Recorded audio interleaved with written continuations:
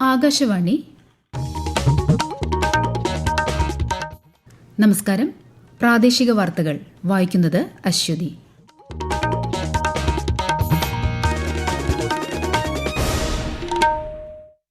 പ്രധാന വാർത്തകൾ. പശ്ചിമബംഗാൾ നിയമസഭാ തെരഞ്ഞെടുപ്പിന്റെ രണ്ടാംഘട്ട വോട്ടെടുപ്പിലേക്കുള്ള നാമനിർദ്ദേശ പത്രിക പിൻവലിക്കാനുള്ള അവസാന തീയതി ഇന്ന്.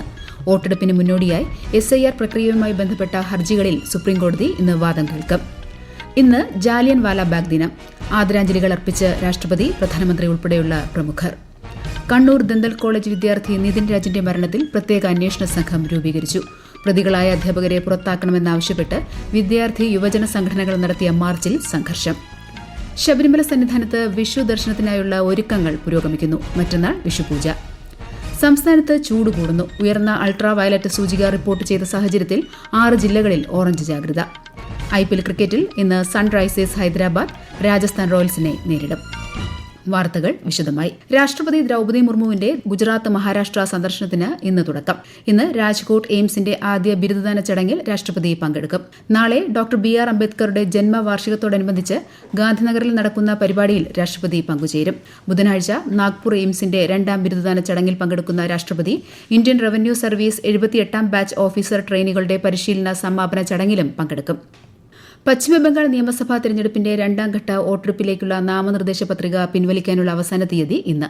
ഈ മാസം 29-നാണ് വോട്ടെടുപ്പ്. കേന്ദ്ര ആഭ്യന്തരമന്ത്രിയും BJP മുതിർന്ന നേതാവുമായ അമിത്ഷാ, തൃണമൂൽ കോൺഗ്രസ് നേതാവും മുഖ്യമന്ത്രിയുമായ മമതാ ബാനർജി തുടങ്ങിയവർ ഇന്ന് വിവിധ പ്രചാരണ പരിപാടികളിൽ പങ്കെടുക്കും. നിയമസഭാ തെരഞ്ഞെടുപ്പ് നടക്കുന്ന തമിഴ്നാട്ടിലും പ്രചാരണം ഊർജിതമാണ്.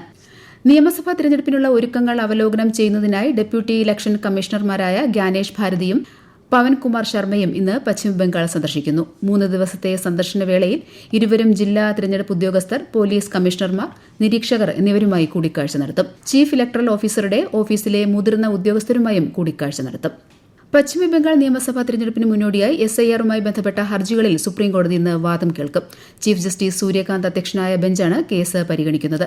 ട്രൈബ്യൂണൽ അംഗീകരിച്ചവർക്ക് വോട്ട് ചെയ്യാൻ അനുമതി നൽകണമെന്നും പട്ടികയിലുള്ള എല്ലാ വോട്ടർമാർക്കും തങ്ങളുടെ അവകാശം വിനിയോഗിക്കാൻ സാഹചര്യം ഒരുക്കണമെന്നും ആവശ്യപ്പെട്ട് കഴിഞ്ഞ വെള്ളിയാഴ്ച കോടതിയിൽ പുതിയ ഹർജി സമർപ്പിക്കപ്പെട്ടിരുന്നു. സംസ്ഥാനത്തെ നിയോജക മണ്ഡലം അടിസ്ഥാനത്തിലുള്ള പോളിംഗ് ശതമാന കണക്ക് ഉൾപ്പെടെയുള്ള വിവരങ്ങൾ അടിയന്തരമായി പുറത്തുവിടണമെന്നാവശ്യപ്പെട്ട് കേന്ദ്ര തെരഞ്ഞെടുപ്പ് കമ്മീഷന് പ്രതിപക്ഷ നേതാവ് VD സതീശൻ കത്ത് നൽകി. പോളിംഗ് ശതമാനവും തപാൽ വോട്ടിംഗ് സംബന്ധിച്ച കണക്കുകളും വെബ്സൈറ്റിൽ പ്രസിദ്ധീകരിച്ച് തെരഞ്ഞെടുപ്പ് പ്രക്രിയയിലെ സുതാര്യത ഉറപ്പാക്കണമെന്ന് കത്തിൽ ആവശ്യപ്പെട്ടു. വോട്ടുകളുടെ അന്തിമ കണക്ക് പുറത്തുവിടാൻ തെരഞ്ഞെടുപ്പ് കമ്മീഷൻ തയ്യാറാകാത്തത് തികച്ചും അസ്വാഭാവികമാണെന്ന് മന്ത്രി V ശിവൻകുട്ടി കുറ്റപ്പെടുത്തി. ഇന്ന് ജാലിയൻ വാലാബാഗ് ദിനം. 1919 ഇതേ ദിവസമാണ് പഞ്ചാബിലെ അമൃത്സറിൽ ജാലിയൻ വാലാബാഗ് കൂട്ടക്കൊല നടന്നത്. ജാലിയൻ വാലാബാഗ് രക്തസാക്ഷികൾക്ക് രാഷ്ട്രപതി ദ്രൌപദി മുർമു, പ്രധാനമന്ത്രി നരേന്ദ്രമോദി, രാജ്യരക്ഷാമന്ത്രി രാജ്നാഥ് സിംഗ്, കേന്ദ്ര ആഭ്യന്തരമന്ത്രി അമിത്ഷാ ഉൾപ്പെടെയുള്ളവർ ആദരാഞ്ജലികൾ അർപ്പിച്ചു. സ്വച്ഛ് സർവേക്ഷൺ ശുചിത്വ റാങ്കിങ്ങുമായി ബന്ധപ്പെട്ട് പൊതു ഇടങ്ങളിൽ ചിത്രങ്ങൾ വരച്ച് ശുചിത്വ സന്ദേശം നൽകി പാലക്കാട് നഗരസഭ. റാങ്കിങ്ങിൽ കഴിഞ്ഞ വർഷങ്ങളിലെ നില മെച്ചപ്പെടുത്തുകയാണ് ലക്ഷ്യം. വിശദാംശങ്ങളുമായി ആകാശവാണി പാലക്കാട് ജില്ലാ പ്രതിനിധി ഫൈസൽ അലിമുത്ത്. റെയിൽവേ മേൽപ്പാലങ്ങളുടെ കൈവരികൾ, തൂണുകൾ, നഗരസഭയുടെ ഉടമസ്ഥതയിലുള്ള കെട്ടിടങ്ങളുടെ മതിലുകൾ തുടങ്ങിയ ഇടങ്ങളിലാണ് വരകളിലും വർണ്ണങ്ങളിലുമുള്ള ശുചിത്വ സന്ദേശങ്ങൾ ആലേഖനം ചെയ്യുന്നത്. ഇതിലൂടെ ഇത്തരം പ്രദേശങ്ങളിൽ മാലിന്യങ്ങൾ തള്ളുന്നതും മലമൂത്ര വിസർജനം നടത്തുന്നതും തടയുക എന്നതാണ് ഉദ്ദേശിക്കുന്നത്. ചിത്രങ്ങൾ വരച്ച ചുമരുകളിൽ പോസ്റ്ററുകൾ ഒട്ടിച്ച് വൃത്തികേടാക്കുന്നതും തടയും. കഴിഞ്ഞ വർഷം 400-ൽ താഴെയായിരുന്ന ശുചിത്വ റാങ്കിംഗ് കൂടുതൽ മെച്ചപ്പെടുത്താൻ ഉദ്ദേശിച്ചാണ് നഗരസഭ ഇത്തരം ശുചിത്വ ബോധവൽക്കരണ പരിപാടികൾ സംഘടിപ്പിക്കുന്നത്. ഈ വാർത്തകൾ ആകാശവാണിയിൽ നിന്ന്. ആകാശവാണി വാർത്തകളും വാർത്താധിഷ്ഠിത പരിപാടികളും all India radio news Thiruvananthapuram YouTube ചാനലിലും all India radio news Thiruvananthapuram Facebook പേജിലും AR News_ തിരുവനന്തപുരം ഇൻസ്റ്റഗ്രാം അക്കൌണ്ടിലും AR News_TVM X ഹാൻഡിലും ലഭ്യമാണ്.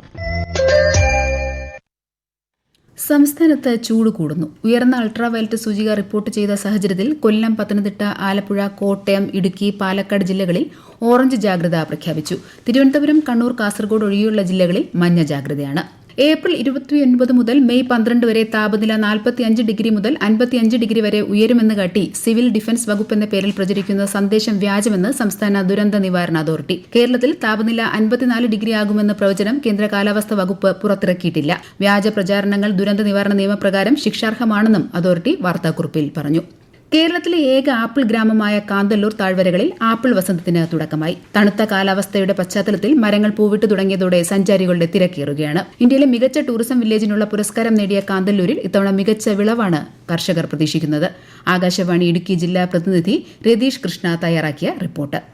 സമുദ്രനിരപ്പിൽ നിന്ന് 3500-ലധികം അടി ഉയരത്തിലുള്ള കാന്തല്ലൂർ താഴ്വാരങ്ങൾ ഇപ്പോൾ ആപ്പിൾ പൂക്കളാൽ സമൃദ്ധമാണ്. ജനുവരി ഫെബ്രുവരി മാസങ്ങളിൽ പൂക്കുന്ന മരങ്ങളിൽ ജൂലൈ ഓഗസ്റ്റ് മാസങ്ങളോടെ വിളവെടുപ്പ് ആരംഭിക്കും. റോയൽ ഡിലീഷ്യസ്, ഗ്രാനി സ്മിത്ത് തുടങ്ങി കാശ്മീരിൽ നിന്നുള്ള വിവിധയിനം ആപ്പിളുകളാണ് ഇവിടെ വ്യാവസായികാടിസ്ഥാനത്തിൽ കൃഷി ചെയ്യുന്നത്. തോട്ടങ്ങളിലൂടെ നടന്ന് ആപ്പിളിന്റെ രുചി നേരിട്ടറിയാൻ സാധിക്കുന്നത് ഇവിടേക്ക് കൂടുതൽ സഞ്ചാരികളെ ആകർഷിക്കുന്നുണ്ട്. എന്നാൽ വന്യമൃഗശല്യവും കാലാവസ്ഥാ വ്യതിയാനവും വെല്ലുവിളിയാകുന്നതോടെ വലകൾ ഉപയോഗിച്ചാണ് നിലവിൽ മരങ്ങൾ സംരക്ഷിക്കുന്നത്. പിന്നണി ഗായിക ആശാ ഭോസ്ലെയുടെ സംസ്കാരം ഇന്ന് വൈകിട്ട് 4-ന് മുംബൈ ശിവാജി പാർക്കിൽ പൂർണ്ണ ഔദ്യോഗിക ബഹുമതികളോടെ നടക്കും. ആശാ ഭോസ്ലെയുടെ നിര്യാണത്തിൽ രാഷ്ട്രപതി ദ്രൌപദി മുർമു, ഉപരാഷ്ട്രപതി CP രാധാകൃഷ്ണൻ, പ്രധാനമന്ത്രി നരേന്ദ്രമോദി, സ്പീക്കർ ഓം ബിർള, ലോക്സഭാ പ്രതിപക്ഷ നേതാവ് രാഹുൽ ഗാന്ധി, മുഖ്യമന്ത്രി പിണറായി വിജയൻ തുടങ്ങിയവർ അനുശോചനം അറിയിച്ചു. ഇന്നലെ ഉച്ചയ്ക്ക് മുംബൈയിലാണ് ആശാ ഭോസ്ലെ അന്തരിച്ചത്. 92 വയസ്സായിരുന്നു. കണ്ണൂർ ദന്തൽ കോളേജിലെ 1-ാം വർഷ BDS വിദ്യാർത്ഥി നിതിൻ രാജിന്റെ മരണവുമായി ബന്ധപ്പെട്ടുള്ള അന്വേഷണത്തിന് പ്രത്യേക സംഘത്തിന് രൂപം നൽകി. ജില്ലാ സൈബർ പോലീസിലെ വിദഗ്ധ സംഘം ഉൾപ്പെടെയുള്ള 7-അംഗ സംഘമാണ് അന്വേഷിക്കുന്നത്. കണ്ണൂർ ASCP ഹരിപ്രസാദിനാണ് അന്വേഷണ ചുമതല. അതേസമയം നിതിൻ രാജിന്റെ മരണത്തിൽ കുറ്റക്കാരായ എല്ലാവരെയും നിയമത്തിന് മുന്നിൽ കൊണ്ടുവരുമെന്ന് മന്ത്രി വി ശിവൻകുട്ടി അറിയിച്ചു. കോൺഗ്രസ് നേതാവ് രമേശ് ചെന്നിത്തല ഇന്ന് നിതിൻ രാജിന്റെ വീട് സന്ദർശിച്ചു. കണ്ണൂർ അഞ്ചരക്കണ്ടി ദന്തൽ കോളേജിലെ BDS വിദ്യാർത്ഥി നിതിൻ രാജ് മരിച്ച സംഭവത്തിൽ പ്രതികളായ അധ്യാപകരെ പുറത്താക്കണമെന്നാവശ്യപ്പെട്ട് വിവിധ വിദ്യാർത്ഥി യുവജന സംഘടനകൾ നടത്തിയ മാർച്ചിൽ സംഘർഷം. KSU, യുവമോർച്ച, ജനാധിപത്യ മഹിളാ അസോസിയേഷൻ ഉൾപ്പെടെയുള്ള സംഘടനകളാണ് മാർച്ച് നടത്തിയത്. KSU സംസ്ഥാന വൈസ് പ്രസിഡന്റ് മുഹമ്മദ് ഷമ്മ, സംസ്ഥാന സെക്രട്ടറി ഫർഹാൻ മുണ്ടേരി ഉൾപ്പെടെയുള്ളവരെ അറസ്റ്റ് ചെയ്ത് നീക്കി. ശബരിമല സന്നിധാനത്ത് മറ്റന്നാൾ വിഷുപൂജകൾ നടക്കും. വിഷുദിനത്തിൽ പുലർച്ചെ 4-ന് നട തുറന്ന് വിഷുക്കണി ദർശനം ലഭിക്കും. വിശദാംശങ്ങളുമായി ആകാശവാണി പത്തനംതിട്ട ജില്ലാ പ്രതിനിധി GS ശ്രീധർ. നാളെ രാത്രി അത്താഴപൂജയ്ക്ക് ശേഷം ശബരിമല ശാസ്താവിന് ശ്രീകോവിലിൽ തന്ത്രിയും മേൽശാന്തിയും ചേർന്ന് വിഷുക്കണി ഒരുക്കും. ശേഷം ഹരിവരാസനം പാടി അടയ്ക്കുന്ന നട വിഷുദിനമായ മറ്റന്നാൾ പുലർച്ചെ 4-ന് തുറന്ന് രാവിലെ 7 വരെ വിഷുക്കണി ദർശനവും വിഷുക്കൈനീട്ടവും നടക്കും. മണ്ഡലപൂജാകാലം കഴിഞ്ഞാൽ കൂടുതലായി തീർത്ഥാടകരെത്തുന്ന സമയമാണ് വിഷുപൂജാകാലം എന്നതിനാൽ സുരക്ഷ ഉൾപ്പെടെയുള്ള ക്രമീകരണങ്ങൾ സന്നിധാനത്ത് പുരോഗമിക്കുകയാണ്. വിശ്വപ്രസിദ്ധമായ തൃശൂർ പൂരം ഈ മാസം 26-ന്. തൃശൂർ പൂരത്തിന്റെ വരവറിയിച്ച് തിരുവമ്പാടി വിഭാഗത്തിന്റെ നടുവിലാൽ നായ്ക്കനാൽ പന്തലുകളുടെ കാൽനാട്ടുകർമ്മം ഇന്നലെ നടന്നു. ഭൂമി പൂജയോടെയാണ് ചടങ്ങുകൾക്ക് തുടക്കമായത്. 20-ന് പൂരം കൊടിയേറ്റം നടക്കും. 24-ന് സാമ്പിൾ വെടിക്കെട്ടുണ്ടാകും. IPL ക്രിക്കറ്റിൽ ഇന്ന് സൺറൈസേഴ്സ് ഹൈദരാബാദ് രാജസ്ഥാൻ റോയൽസിനെ നേരിടും. വൈകുന്നേരം 7:30-ന് ഹൈദരാബാദിലാണ് മത്സരം. ഇന്നലെ നടന്ന മത്സരങ്ങളിൽ റോയൽ ചലഞ്ചേഴ്സ് ബംഗളൂരു മുംബൈ ഇന്ത്യൻസിനെയും ഗുജറാത്ത് ടൈറ്റൻസ് ലക്നൌ സൂപ്പർ ജയൻസിനെയും പരാജയപ്പെടുത്തി. കായംകുളത്ത് അപകടത്തിൽപ്പെട്ട യുവതി ലൈംഗിക അതിക്രമത്തിന് ഇരയായ സംഭവത്തിൽ പോലീസിന് വീഴ്ച സംഭവിച്ചിട്ടില്ലെന്ന് ജില്ലാ പോലീസ് മേധാവി MP മോഹനചന്ദ്രൻ. OPയിൽ കാണിച്ചപ്പോൾ യുവതി അതിക്രമത്തെക്കുറിച്ച് പറഞ്ഞിട്ടില്ല. ഇരയ്ക്ക് വൈദ്യപരിശോധന നടത്തിയിട്ടുണ്ട്. ആശുപത്രിയിൽ ഭീഷണിപ്പെടുത്തിയെങ്കിൽ കൂടുതൽ വകുപ്പുകൾ ചുമത്തുമെന്നും പോലീസിന് ഒന്നും മറയ്ക്കാനില്ലെന്നും അദ്ദേഹം മാധ്യമപ്രവർത്തകരോട് പറഞ്ഞു. ഇന്ത്യ, ചൈന, റഷ്യ തുടങ്ങിയ രാജ്യങ്ങൾ സമാധാനം പ്രോത്സാഹിപ്പിക്കാൻ ശ്രമിക്കുന്നുണ്ടെന്ന് മുംബൈയിലെ Iran consul general Sayyid Reza Mosayeb Motlagh. നയതന്ത്രത്തിലും സൈനിക ഇടപെടൽ ഒഴിവാക്കുന്നതിലും ഇന്ത്യ പുലർത്തുന്ന പ്രതിബദ്ധതയെ അദ്ദേഹം പ്രശംസിച്ചു. ഈ രാജ്യങ്ങൾ സമീപകാല അമേരിക്കൻ നടപടികളെ പിന്തുണയ്ക്കുന്നില്ലെന്നും പകരം സ്ഥിതിഗതികൾ സുസ്ഥിരമാക്കുക എന്ന ലക്ഷ്യത്തോടെയാണ് പ്രവർത്തിച്ചതെന്നും മോട്ട്ലാഖ് പറഞ്ഞു.